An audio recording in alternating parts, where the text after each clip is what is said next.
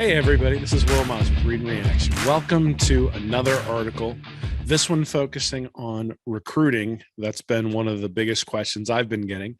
And so I wanted to address that a little bit. So again, if you like these, if you want these to be commercial free, if you want commercial free versions of Stand Up and Holler, you can support us over at patreon.com/readandreaction. You can go to readandreaction.com and actually read this article there. Or you can check out episodes of Stand Up and Holler on our YouTube channel. So thank you so much for supporting us. Please like and subscribe, hit the little bell. That helps us out. Share this with Gator friends that you have out there. Help us to reach additional Gator fans. That'll help us out a lot. Really, really appreciate all your support. And now on to the article titled, "When Should Gators Fans Start to Panic About the 2023 Recruiting Class?" If you've been paying any attention at all to this site, you know that the bump or second recruiting class is the key for SEC coaches. The idea is that you get to recruit during your first offseason with a completely blank slate since you haven't played any games yet. This is the true measure of a coach's ability to recruit. Bill Sykes did an excellent job showcasing what SEC championship-worthy coaches do during their bump classes in an article back in 2018. The conclusions were the following: an increase of 8.2 spots in the national rankings, an increase of 2.3 spots in the conference rankings, an average of 2.3 five-star recruits, an average national ranking of 4.7, an average conference ranking of 2.3, an average of 16.8 blue chip or 4- and 5-star recruits in the class. If Napier's going to follow that blueprint, there is some work to do. His current 2023 recruiting class is ranked 53rd nationally and 13th in the SEC. There's only one commit, Aaron Gates, 276th national rank, and he committed to the program August of 2021 before Napier took over. Combine that with all of the high-level official visitors on campus, the emoji tweets, the why not Florida tweets, yet no commitments. And the natural question is whether fans should be worried that all the positive signs aren't turning into players committing to the Gators. Now, I am the guy who in April of 2018 titled a column the exact same way about Dan Mullen's 2019 recruiting class. Mullen was way behind, and it seemed obvious that he wasn't going to hit a bunch of the metrics that Bill outlined above. So we should be just as concerned about Napier, right? Well, I'm not sure that's the case. The Mullen Standard. Dan Mullen came to town talking about the Gator Standard. Nowhere did he fall short of that standard more than on the recruiting trail. The reason I wrote that article about his 2019 recruiting class in April of 2018 wasn't because he didn't have any commits. It was that he did have commits, just not up to what was necessary to pull in a top class. The recruits he had committed to the program at that time ranked 365th, 400th, 438th, 571st, 728th, 783rd, and 946th nationally. It wasn't until Tyron Hopper committed in late April that the Gators had anyone in the top 300, let alone the top 100. The issue with having those players committed was that their average player rating was 87.2. That increased to 88.8 with Hopper's addition, but that average player rating is still a class that ends up in the teens nationally. What that meant was that Mullen was going to have to hit on every single top-tier target on his board to bring the class up to where it needed to be, somewhere in the 92 to 93 range. Instead, what we saw in April was a 7-man class with an average player rating of 88.8, which turned into a 13-man class in September with an average player rating of 89.6, which turned into a 21-man class after early signing day with an average player rating of 89.9, which turned into a final 24-man class with an average player rating of 90.9. In many ways, the 9th place finish for the Gators in that class was a great job by Mullen. But that finish was a bit of smoke and mirrors considering DeJuan Black, Davey Hammond, R.J. Henderson, and Wardrick Wilson didn't come to campus. Black has since made it and is a great story, but it is telling that he's about to contribute at a time when Mullen's no longer around. Combine that with Christopher Steele transferring to USC amidst the controversial dismissal of Jalen Jones, and a large part of the core of that class was gone before it ever got started. You might say that disciplinary reasons for players leaving or players not qualifying or not getting their visas was an evaluation problem, not a ranking problem. In some ways, you would be correct, but I tend to think that those two things are interrelated, that having a lower ranking meant Florida had to reach for some players who might not qualify. Those players were also available because other schools decided to bet on surer things. Regardless, the result was that Mullen had a deep hole to dig himself out of in April. And even though he was able to sign some good players, wasn't able to dig himself out of that hole where the class could weather some attrition.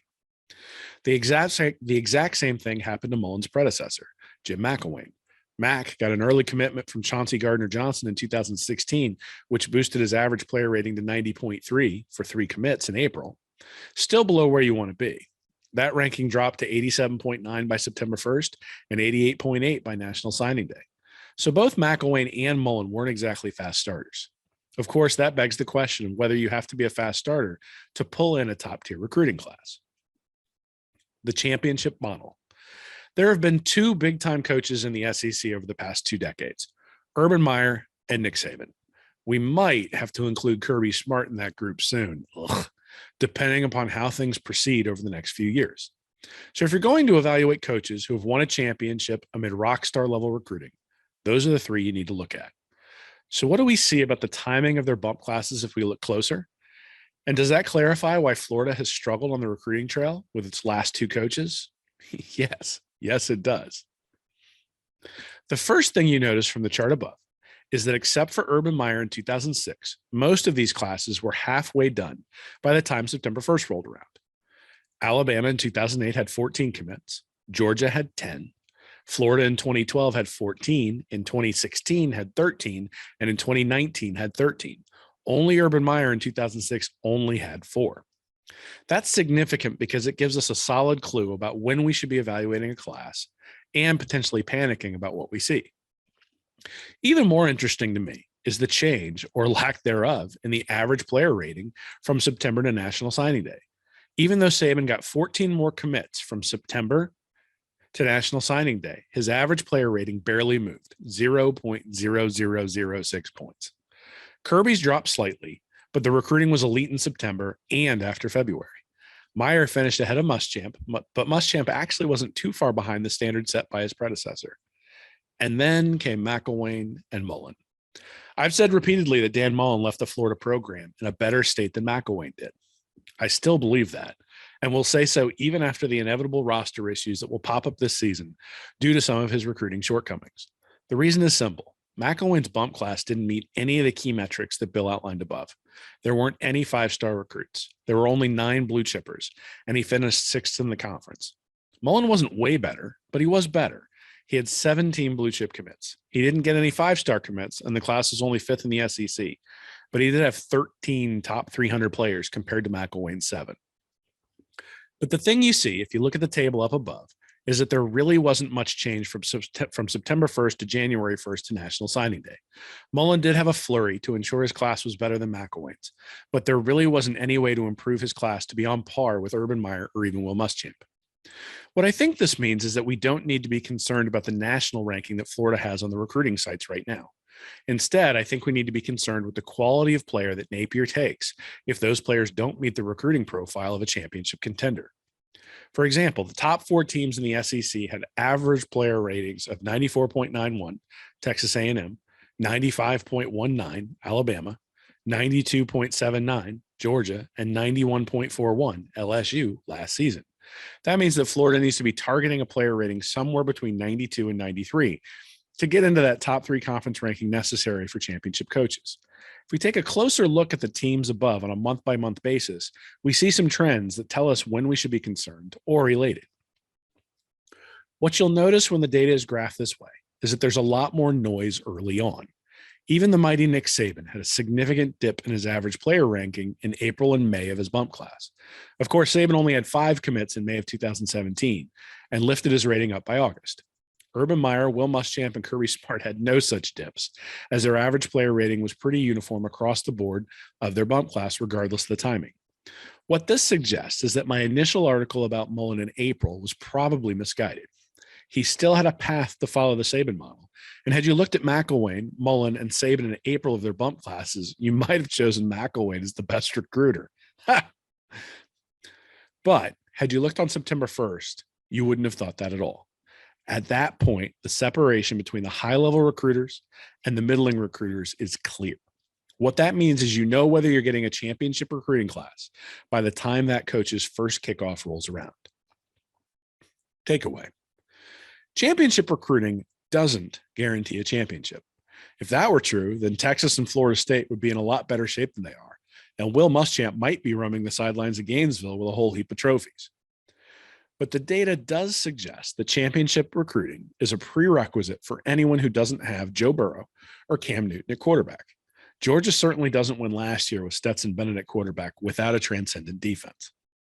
That means that we should be paying really close attention to what Billy Napier is doing on the recruiting trail, but that we should also be showing some patience at this point. Florida currently has a fairly blank slate in the class, so it can be somewhat frustrating. But that blank slate is probably a good thing in the long run. Running back Trayon Webb, a Gator legacy, looks like a lock after his visit this weekend. Add him to the class, and Napier now has an average player rating of 92.9. Add a guy like A.J. Harris, the 5-star cornerback from Phoenix City, Alabama, and that skyrockets up to 94.9. Napier isn't going to hit on everyone, and perhaps won't even hit on those two. But there's a bigger point here that I'm trying to make.